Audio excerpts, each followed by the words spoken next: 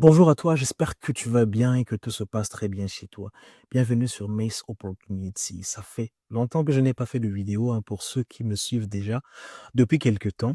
Eh bien, les amis, vous le savez, je suis aux études actuellement au Canada et je n'ai pas encore terminé ma formation. Donc voilà pourquoi je suis busy. De toutes les façons, la session d'hiver 2025 a été une session très très particulière. Ça a été beaucoup chargé.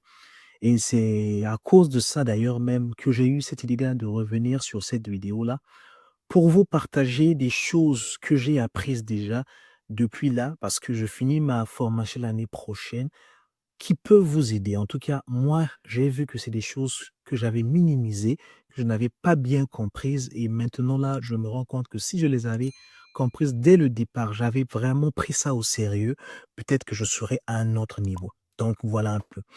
Si vous n'êtes pas encore abonné à la chaîne, abonnez-vous, likez et partagez autour de vous.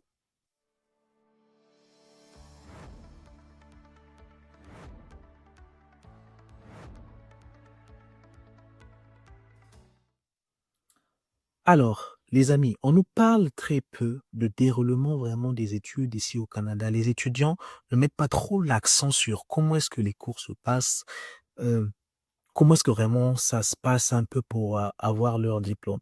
Et moi, j'ai des choses que j'ai découvertes que j'aurais dû connaître. La première des choses, c'est que lorsqu'on est à l'étranger, on nous dit souvent que les études sont tellement faciles ici au Canada. Mais je peux vous dire que c'est totalement faux. D'après mon expérience en moi, je me suis rendu compte que les études ne sont pas du tout faciles comme on le pense. Les études sont ce qu'elles sont ici au Canada. C'est-à-dire que lorsque vous quittez le Canada, vous venez pour apprendre, il faut savoir venir pour étudier. C'est pas comme si tout est servi sur un plateau et on vient vous dire non, tu viens seulement cueillir, tu viens seulement prendre. Non. C'est un peu comme l'image qu'on a avec l'argent. J'essaie de faire une relation.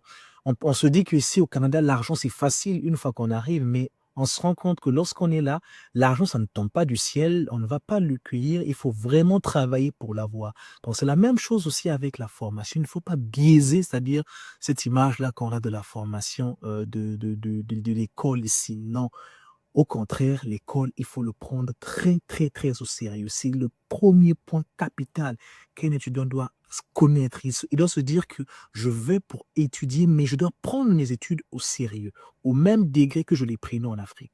La différence, vous allez voir, ce serait au niveau de la charge de travail. Vous allez voir que ici, en tout cas, selon ma formation en moi, je me rends compte que on a moins de cours voilà, que quand j'étais en Afrique, par exemple. En Afrique, on avait trop de cours. Vous avez du lundi au samedi, vous êtes à l'université. Ici, là, en tout cas, dans ma formation à moi, lundi au samedi à l'université, c'est pas possible. J'ai même des amis, les frères qui sont dans les autres universités aussi, également, eux, c'est pas de lundi au samedi. Ils peuvent avoir peut-être 4 jours de cours la semaine, 3 jours, en tout cas, mais ça va pas être toute une semaine chargée. Et même quand c'est toute une semaine chargée, tu ne vas pas le matin pour revenir le soir à 22 heures. Non, c'est pas comme ça que ça se passe ici. Donc ça, il faut le connaître.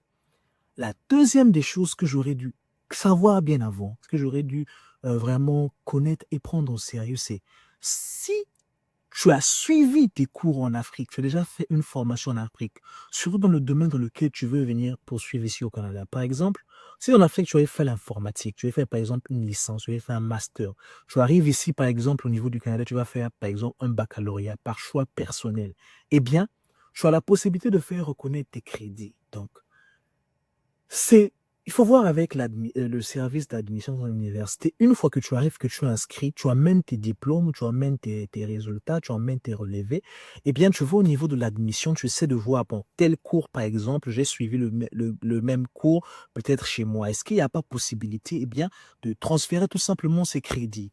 Et eux, ils vont voir, ils vont faire une étude, ils vont voir effectivement, ce cours-là, tu l'as déjà suivi, donc, bah, écoute, on te le crédite. Ce cours-là, ça te permet vraiment, les gars, ça te permet d'aller beaucoup plus vite. Ça te permet de ne pas recommencer les mêmes choses parce que, effectivement, il se peut que tu aies déjà fait ce cours-là.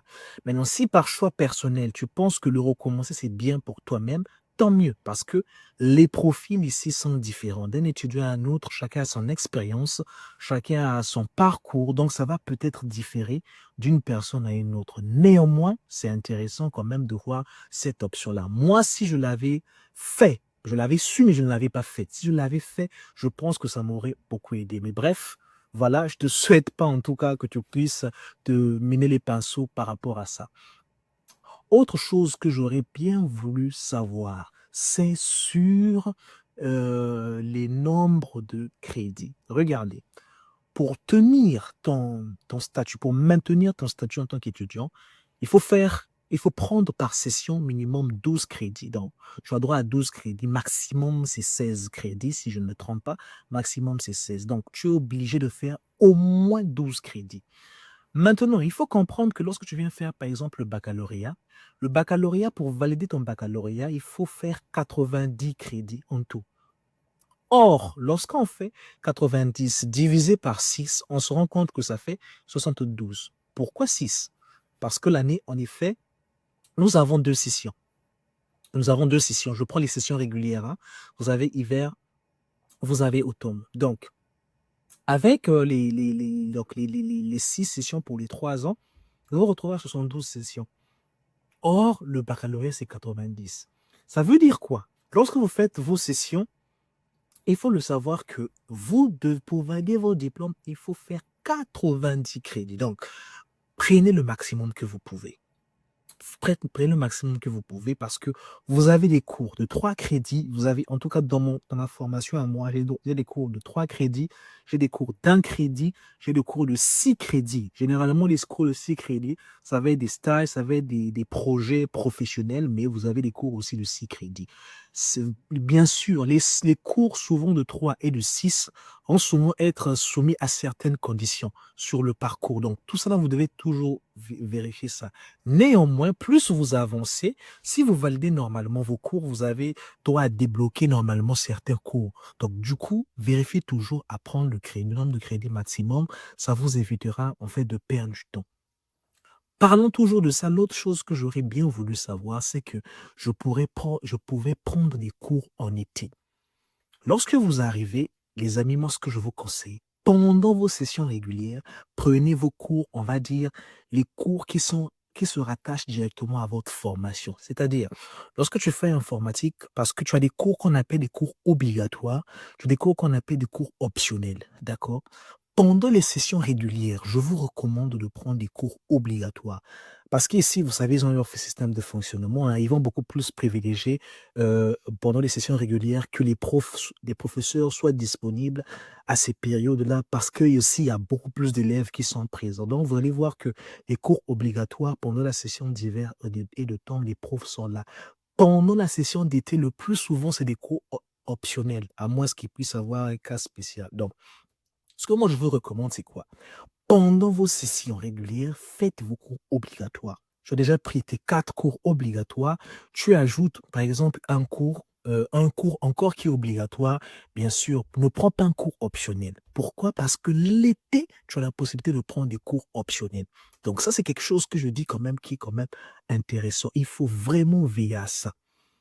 Donc l'autre chose encore que j'aurais bien voulu savoir, c'est sur la moyenne. Regardez les amis. Pour obtenir votre diplôme, il faut avoir une moyenne parce que vous allez voir lorsque vous validez vos cours là, vous avez une moyenne totale, d'accord? Dans notre cas, par exemple, c'est 4,30 si je ne me trompe pas. Donc, vous avez, à chaque fois que vous validez vos cours, vous avez votre moyenne à vous qui apparaît à côté de la moyenne générale, si on peut dire ça. Techniquement, si vous validez tous vos cours avec A+, vous aurez 4,30 sur 4,30. C'est la moyenne maximum. Mais si vous avez, par exemple, d'autres, vous avez des B, des B+, des B-, eh bien, cette moyenne-là sera différente. Je vous parle de cette moyenne, pourquoi? Parce que les étudiants, qu'est-ce qu'on a l'habitude de faire? Bah, le plus important, c'est que je valide. Je valide et je passe. Oui, tu valides, tu passes, mais non, est-ce que ta moyenne, elle est bonne? Parce que ta moyenne, là, elle peut te permettre à décrocher un stage facilement. La moyenne peut te permettre à avoir une bourse facilement. Donc, si tu le peux, travaille toujours à avoir la note maximum pour que tu puisses maintenir une bonne moyenne afin que tu puisses ouvrir, en fait, ouvrir des horizons. Parce que lorsqu'on va, par exemple, aller pour postuler pour un stage, l'entreprise reçoit, par exemple, 14 candidatures. Eh bien, qu'est-ce qui va nous distinguer les uns les autres? N'oubliez pas, le dossier académique aussi peut faire la différence. On va voir entre une personne qui a déjà répété un cours et celui qui n'a pas répété un cours, ils vont peut-être avoir des préférences. Vous voyez, non, ils vont mettre un peu des critères d'élimination. Donc là, c'est très important d'avoir une moyenne.